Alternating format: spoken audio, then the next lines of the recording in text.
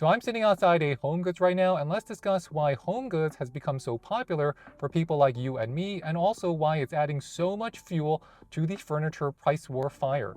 HomeGoods, the brick and mortar TJ Maxx home store, is growing so fast that it even may surpass Wayfair as the largest home goods retailer in the United States. And you got to remember, HomeGoods doesn't even have a online store anymore. So they're doing this completely out of a strip mall basically. And more importantly, the rise of home goods is forcing the Macy's, the Pottery Barns, and the Wayfairs of the world to finally lower their prices. Think about all the horror stories that we have lived or heard that people were getting burned from buying fast fashion furniture on sites like Wayfair because it was the only place to get it or the price was too good to be true. But without being able to touch or see the furniture in person, sometimes you never know what you're going to get. And it just played that way because a lot of times we were getting stuff that we thought would look good, and then we received it, it was just not the right quality or not the right size. And I did a video explaining why Wayfair might be in trouble, and honestly, I think HomeGoods has a lot to do with it. Because HomeGoods is known for offering unique and eclectic items at discount prices, and their furniture is constantly changing, and it's going to have different inventory based on the location and where that home goods is located. So the inventory is going to have a lot of items from closeouts, overstocks, and other discounted goods, which can lead to even better deals, but is less consistent in what's available readily to you.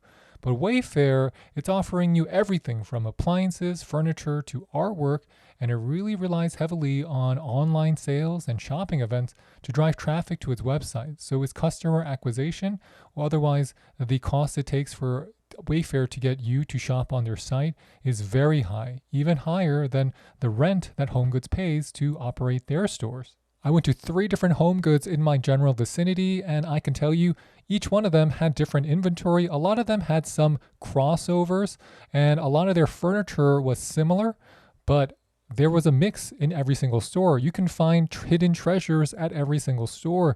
And what's really cool about these home goods is that they were fully stocked and there was a lot of people on the floor to help you. That when I walked around, there was a person almost every 3 aisles chasing me saying, "Don't film in the store." And if you aren't as familiar with home goods, let me just give you a brief background from someone whose mom took him to a home goods, a Marshall's, or Filene's basement every single weekend of his childhood. So Home Goods operates 2 different shops. They have Home Goods and Home Sense. And there are 919 Home Good locations at the time of this video and 55 Home Sense stores, which are selling both a mix of furniture, lighting, cookware, and other home offerings, even food sometimes. At a Home Goods, you can find stuff from various different brands, but your selection changes regularly as off-price goods come in. And at a Home Sense, it's going to be more of an upscale home goods with a wider selection of furniture, a better quality of furniture, and you're going to have just a much larger selection in terms from value to even luxury items inside that store. So knowing this, why am I saying that Home Goods is going to end up being the most popular home goods store in America, even beating out Wayfair, which doesn't really even have retail locations? You just buy everything online at the convenience of your phone. It is because if you look at the figures, Home Goods is really killing it. Because in May 2022, Wayfair used to have 15.3% of all home goods sales, not including Amazon, Target, and Walmart. And in the same month, May 2022, Home Goods was 9.9% of all home goods sales. But something interesting happened in that span up till December 2023 and even today. Wayfair and Home Goods in December 2023 were both around 15% of the entire home goods market. For the first time, they had pretty much the same market share. But what really happened is that Bed Bath & Beyond closed all their stores in May 2023, and this really shifted the tide towards home goods away from Wayfair. So I'm sitting outside a bankrupt Bed Bath & Beyond, and if you're wondering where did all this inventory go from Bed Bath & Beyond, it actually went to Home Goods. And where did all the customers of Bed Bath & Beyond go? They went to Home Goods. It's because where else can you touch the fast fashion furniture? Where else can you touch the sheets and get a lower price than what you would got at Bed Bath & Beyond? And where did all the inventory go? Well, Home Goods, because what does Home Goods do? They buy excess inventory, especially from retailers that go bankrupt and they sell it at a discount to you and me while still earning a profit. And that is the secret of HomeGoods. Another key reason why Bed Bath & Beyond closing really helped HomeGoods is that it's not just so much about the customer, it's also about the supplier and vendors.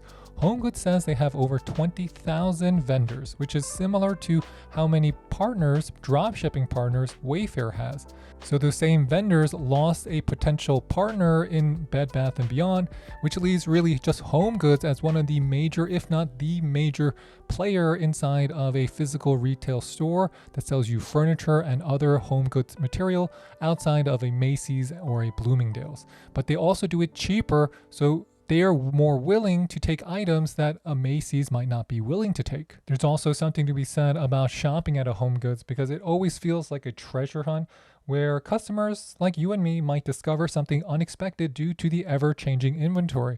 So there's something fun about it, and that's one of the reasons my mother went, 20, 30 years ago up until today, and that's why a lot of people like you and me go, because I never know what I'm going to find, and I really like getting a good deal. Combine that with the rise of fast fashion furniture, and you got that in-store experience, which is pretty exciting when you could just enjoy browsing. And then if you actually do buy something, you get that instant gratification of taking something home, something that's different from getting it shipped to you like on Wayfair. But the story doesn't end here, because one of the key things that we want to share with you is the future. So what's going to happen to these businesses as time goes, because we expect all of them, every single one, to continually lower their price until a lot of us can afford buying more stuff at their stores because they're getting less volume, except for HomeGoods. Because HomeGoods is even adding 40 more HomeGoods stores in 2024 into 2025, and they even acknowledge that they're making more money than ever because they're able to get even higher prices with higher profit margins than ever. Their profit margin increased to 9.6% just in 2023 versus 6.3% in 2022. That's a huge change considering that they have a revenue of $9 billion. So just that difference alone, we're considering it in the hundreds of millions. And HomeGoods made a profit of $900 million for TJX in 2023, while Wayfair lost about $800 million for their company, Wayfair. Ultimately, HomeGoods is doing great because their business model is really built on compromise. HomeGoods has a flexible inventory system.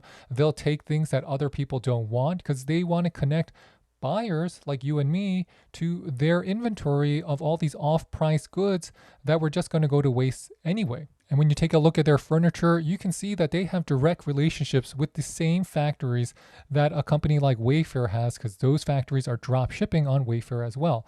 And just because the labels are different doesn't mean the material or the build construction is that different between something you find at Wayfair and HomeGoods.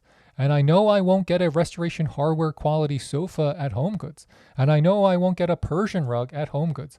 But I am sure to pay a reasonable price for something I'm getting, even though it might feel expensive at the time, because that same item at a Macy's or another mall brand is going to cost you much more, and because they want to charge you much more.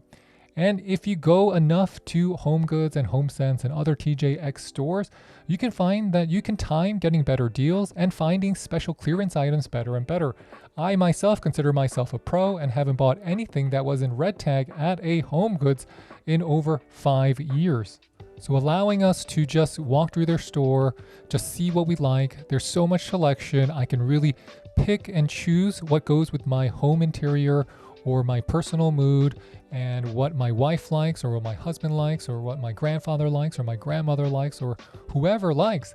They have such a wide niche that it's hard to not find something that you do not want to use. And for back to school, it's hard to beat HomeGoods, especially considering they have the pillows, they have the sofas, they have the nightstands, and they have a lot of this inexpensive furniture that might not be the most durable, but some of it is actually very durable. And you have a much better chance of figuring that out because it's going to be right in front of you.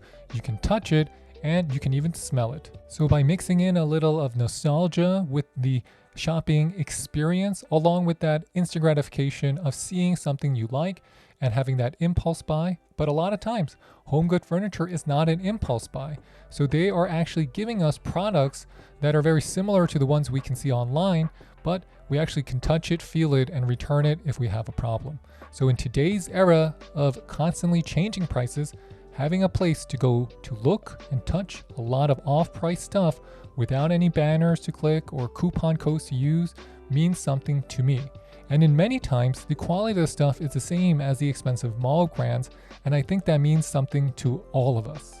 So with that, thanks for watching, everybody. This is David with The French Glow. If you have any questions, please leave them in the comment box below, and please hit that like and subscribe button. It really does help support our channel, and I appreciate all of you who are watching because this allows me to do less product reviews and just share with you the knowledge I've gained from hosting 9 different Prime Days and working in retail and product development and marketing for over 15 years. So with that, thanks for watching, everybody. I'll catch you next time. This is Dave with The French Glow. Bye bye.